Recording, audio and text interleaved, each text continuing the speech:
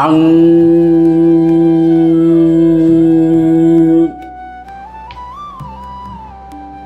లం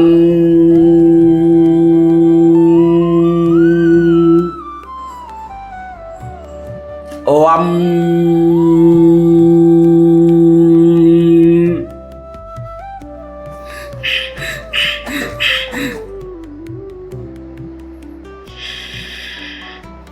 వం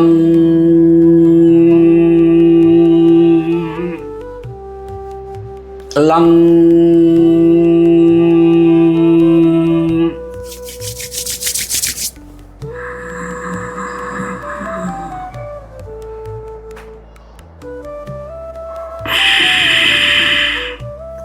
హర హర గురుదేవ్.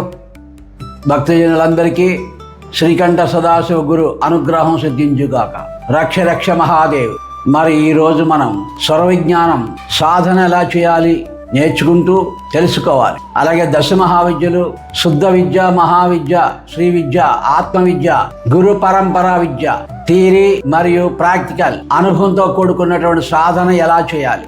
మనం దివ్యాత్మలుగా స్వాతంత్రులుగా ఉండాలి అంటే ముఖ్యంగా మనం ఆచరించవలసింది మొట్టమొదట మహాత్ములందరూ చేసినటువంటి విధానమే మనము చేయాలి. సిద్ధ గురువులు మహాత్ములు ఏం చెప్పారు? మద్గురు శ్రీ శ్రీకృష్ణ పరమహంస గురుదేవులు చెప్పిన ముఖ్యమైన అంశ విగ్రహారాధన చేయనప్పుడు తిరుపతి వెళ్ళినా, కాశీ వెళ్ళినా, గంగలో మునిగినా మరి మనం సాకార రూపంగానే మనం దర్శించాలి. సాకార రూపం అంటే అడుగడుగు కూడా మనం పూజ చేసే దైవాన్ని, దర్శించే దైవాన్ని ఈ దేహంతో చూసేటప్పుడు సాకార రూపంలో చూడాలి. సృష్టి చరాచరాన్ని కూడా. అప్పుడు అనంతమైనటువంటి భగవంతుని యొక్క శక్తి ఆకార రూపంలో ఎదురుగుంటా కనబడుతూ ఉంటుంది. ఉదాహరణకి నీ ఇష్టదేవతని, నీ గురువుని తీర్థాటనలో కానీ, గంగలో కానీ, నీ ఇంటికాడ కానీ ఆరాధించేటప్పుడు నీ ఆరాధన రూపంలో కుక్క కానీ, నక్క కానీ, పిల్లి కానీ, స్త్రీ కానీ, పురుషుడు కానీ నీవు నిర్మించుకున్నటువంటి పరిమితిని దాటి లోపలికి వచ్చినప్పుడు ఆగు అంటావు. ఒక్కొక్కసారి ఆగు అన్నావంటే నువ్వు సాధన ఉపయోగం లేదు. నీ పరిమితం ఉండవచ్చును. ఎవరో లోపలికి రాకుండా ఉండాలి, పవిత్రంగా ఉండాలి, పరిశుద్ధంగా ఉండాలి అని అనుకోవచ్చు. ఆ వచ్చినవాడు పరమేశ్వరుడే, ఆ వచ్చినవాడు పరాశక్తియే అనే జ్ఞానం ఉండాలి. సాకార రూపంలో ఆరాధన చేసేటప్పుడు ఆగు అన్నావంటే ఆ పరమేశ్వరుడు ఉపయోగం లేదు, నీకు సాధన అనుగ్రహం లభించదు. నువ్వు గీచుకున్నటువంటి పరిమితమైన ఆలోచనలు దాటి చూడాలి నువ్వు. ఆ తర్వాతే ముందు వచ్చిన వారు సాక్షాత్తుగా పరమేశ్వరుడు, పరమేశ్వరి అనే భావంతో నమస్కారం చేసి పూజించి ఆ దివ్య ఆనందం పొందిన తర్వాత అవసరమైతే నీకు నీ నియమాలు చెప్పవచ్చు. ఉదాహరణకి తారాదేవి దర్శనం అవుతుంది, స్నాన పూజ చేయాలి అని ఒకడు అనుభవంతో 60 సంవత్సరాల క్రితం ఈ ఆంధ్రప్రదేశ్లో తారాదేవి సాధన చేసినట్లయితే ఇన్ని మణుగులు బంగారం ఇస్తుంది అని చెప్పేసి రైల్వే స్టేషన్కి వెళ్ళినప్పుడు, బస్ స్టేషన్కి వెళ్ళినప్పుడు పుస్తకాలు అమ్ముతుంటారు. స్వరయోగ పుస్తకాలు లేక మరో పుస్తకాలు అమ్ముతారు, చదివేస్తారు. ఒక సిద్ధాంతం అయిపోతున్నారు, ఒకడు జ్యోతిష్యుడు అయిపోతున్నాడు, ఒకడు స్వరయోగం చెప్పేస్తున్నాడు. గురువుని పట్టుకోవాలి, గురువు చెప్పింది చేయాలి, గురు విద్య కావాలి, బజారు విద్య కాదు. అట్లా పుస్తకంలో చదివినట్టుగా శ్మశానంలో కూర్చుని సాధన చేశాడు. 40 రోజులు పూర్తయింది. ఒక ఆమె వచ్చింది అక్కడికి.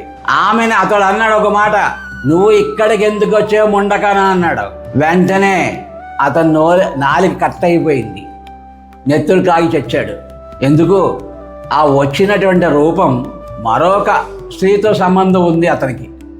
ఆ స్త్రీ రూపంలో ఆ తారాదేవి వచ్చింది అక్కడికి. వచ్చినప్పుడు తన ఇష్టదేవత ఆరాధ దేవత వచ్చిందని అతనికి ఆలోచన రాలేదు.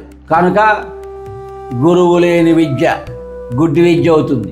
అలాగే సాకార రూపంలో చెయ్యాలనుకున్నప్పుడు అణువణు ఆ బ్రహ్మకీట జనని చీమ దగ్గర నుంచి బ్రహ్మదేవుడు దాకా ఉన్నటువంటి ఆకారాలన్నీ కూడా ఆ పరమేశ్వరుడు అనే ఆలోచనతో నువ్వు సాకారంగా ఆరాధన చేసినప్పుడు ఆ సాకార రూపంలో ఆ దేవత నీకు అనుగ్రహం లభిస్తుంది. అది మొదటి సాధన.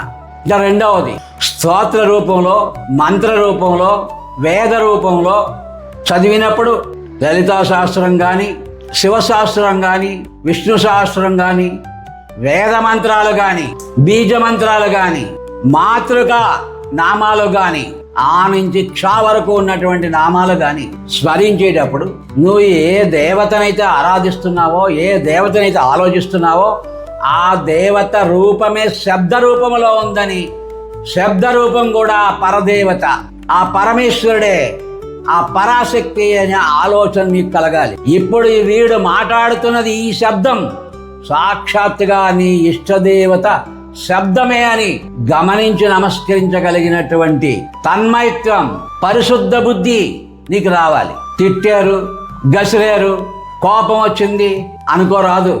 ఆ కోపంలో కూడా, ఆ తిట్టులో కూడా, ఆ గసురులో కూడా ఆ పరమేశ్వరుడు ఏదో కారణంతో నాకు నా కల్మషాన్ని తొలగిపోవడానికి ఈ తిట్టు రూపంలో, ఈ శబ్ద రూపంలో పరమేశ్వరుడు నాకు దర్శనం అవుతున్నాడు అని నమస్కారం చేసే గుణం నీకు రావాలి. అప్పుడు ఆ పరమేశ్వరుడు కరిగిపోతాడు, కరుణ అమృత సాగరుడుగా నీకు అనుగ్రహిస్తాడు. శబ్దం కూడా నీకు దైవంగా నువ్వు తలచినప్పుడు. ఇంకా మూడవది ప్రాణ సాధన, శుద్ధ విద్య, మహావిద్య, శ్రీ విద్య, ఆత్మ విద్య, స్వర విజ్ఞానం, ఆనంద భైరవి, ఆనంద భైరవ సంవాదం, పరమేశ్వరుడు పార్వతికి చెప్పినటువంటి అద్భుతమైన ప్రాణ సాధన విద్య. నీ ఉచ్ఛ్వాస నిశ్వాసలు, అనంతంగా ఉన్నటువంటి కుండలిని, గ్రహ నక్షత్ర పంచభూతాలు, ఆ యొక్క పరమేశ్వరుడు, ఆ పరమేశ్వరి, ఆ దశ మహావిద్యలు నీ ప్రాణంలో అనుసంధానమయ్యి దాని విలువలు, లెక్కలు, పృథ్వీతత్వం అంటే ఏమిటి, జలతత్వం అంటే ఏంటి, అగ్నితత్వం అంటే ఏంటి, వాయుతత్వం అంటే ఏంటి, ఆకాశతత్వం అంటే ఏంటి, ఏ నక్షత్రానికి, ఏ గ్రహానికి, నీ ప్రాణానికి, నీ కొలతకి ఉన్నటువంటి అనుసంధానం ఏమిటి అని గమనించి తెలుసుకుని దాన్ని అనుసంధానం చేసి ప్రతి ఒక్క అంగుళంలో కూడా ఆ దశ మహావిద్యలని, దశ భైరవుల్ని మనం గమనించి అనుసంధానం చేసి సాధన చేయడం ద్వారా ఆ మహాశక్తి కాళిగా, తారగా, త్రిపుర సుందరిగా మనకి తేజస్సుతో దర్శనమిస్తుంది. ఆ దర్శనమే ప్రాణ సాధనలో ఆ తేజస్సు నిరాకారంగా కోటి సూర్యుల ప్రకాశంగా కనిపించేది భైరవుడుగా, కోటి చంద్రుల ప్రకాశంగా కనిపించేది భైరవిగా ఆ దశ మహావిద్యలు మనకు దర్శనం అవుతాయి. అది సాక్షాత్తుగా ఆ వెలిగే, ఆ ప్రకాశమే ఆ దశ మహావిద్యలనే ప్రాణ సాధన ద్వారా మీరు తెలుసుకున్నప్పుడు నీకు సిద్ధి పొందుతుంది. గ్రహాలు, నక్షత్రాలు, పంచభూతాలు అనుసంధానంతో ప్రాణానుసంధానం చేయడం ద్వారా మా గురువులు చెప్పారు 108 కృత్తికలు పూర్తయినప్పుడు ఒక రకమైనటువంటి సిద్ధి, త్రిశతి 300 కృత్తికలు అయినడు ఒక రకమైనటువంటి సిద్ధి, 1000 కృత్తికలు అయినప్పటికల్లా సాక్షాత్తుగా సుబ్రహ్మణ్యేశ్వరుడు నీ ముందు మయూర వాహనంలో వచ్చి దర్శనమిస్తాడు అన్నారు. అదే సాధన రహస్యం, ప్రాణ సాధన రహస్యం.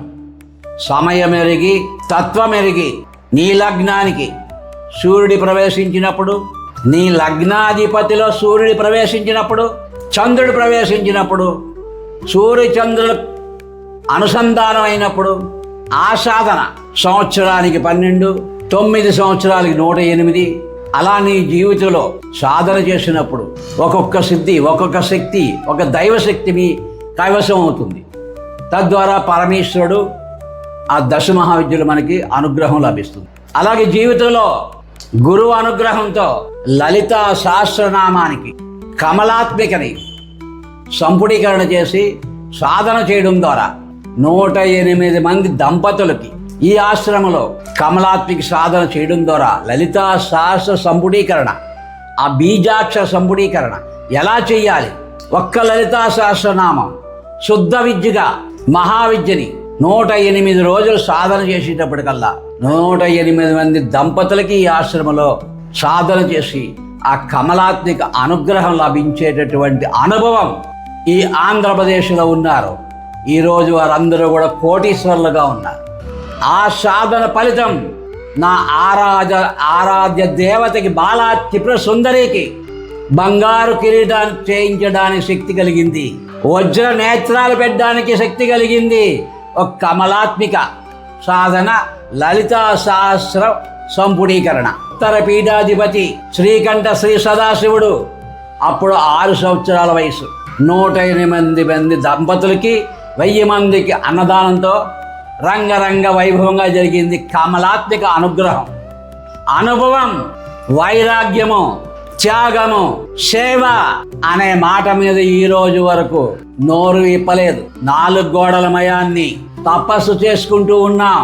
కానీ ఈ కలియుగంలో ఇప్పుడు జరుగుతున్నటువంటి అపచారాలన్నీ కూడా నాశనం చేసి మీరు శుద్ధ విద్యావంతులుగా, ధర్మపరులుగా, స్వాతంత్రులుగా, సర్వధర్మ సమన్వయంగా, స్వధర్మ రక్షణగా, ప్రాణ సాధన ద్వారా 10 మహావిద్యలు ఎలా చేయాలి నేర్చుకుని తరించి గురు పరంపరగా మీరందరూ గొప్పవారు అవుతారనే ఆలోచనతో ఈరోజు ఈ తలుపులు తెరిచి మీకు ఆహ్వానం చేస్తున్నాం. ఇది సదావకాశం. ఉపయోగించుకున్న వారందరూ కూడా 10 మహావిద్యలు గురువు అనుగ్రహంతో మీరందరూ తరించగలరు. ఇక 4వది జ్ఞానం. ఆ జ్ఞానమే ఈ ప్రాణ సాధన ద్వారా నీలోని, నాలోని, అంతటా అందరిలోని ఆ జగన్మాతే ఉన్నదని జ్ఞానాన్ని సంపాదించడమే అద్వైత సిద్ధి, అమరత్వ సిద్ధి. అడుగు అడుగు కూడా ఊపిరి వదిలితే శివ, ఊపిరి తీసుకుంటే శక్తి. ఈ భావంతో నిరంతరం అడుగడుగు కూడా మరి ముఖ్యమైన ఆలోచన మూలాధారం పశుత్వం, సహస్రారం పశుపతి. ఈ ప్రపంచం అంతా కూడా ఒక మానవుడు ఒక్కడు తప్ప అన్నిటికీ కూడా పశుత్వమే. సహస్రారం అనేది ఉన్నది ఈ మానవుడికి ఒక్కడికే, మిగతా వాటికి దేనికి సహస్రారం లేదు. నువ్వు పశుపతి కావాలి అంటే, సదాశివుడిగా ఉండాలంటే ప్రాణ సాధన నేర్చుకోవాలి. నీ సహస్రార ఓపెన్ కావాలి, నీ మనసు వికాసం కావాలి అని మీ అందరికీ కూడా శ్రీకంఠ శ్రీ సదాశివుని యొక్క అనుగ్రహం కలుగుగాక అని, స్వధర్మ రక్షణ, సర్వధర్మ సమన్వయం, గురుధర్మ రక్షణ వర్ధిల్లుగాక అని ఆశీస్సులు తెలియజేస్తూ హర హర గురుదేవ్, రక్ష రక్ష మహాదేవ్.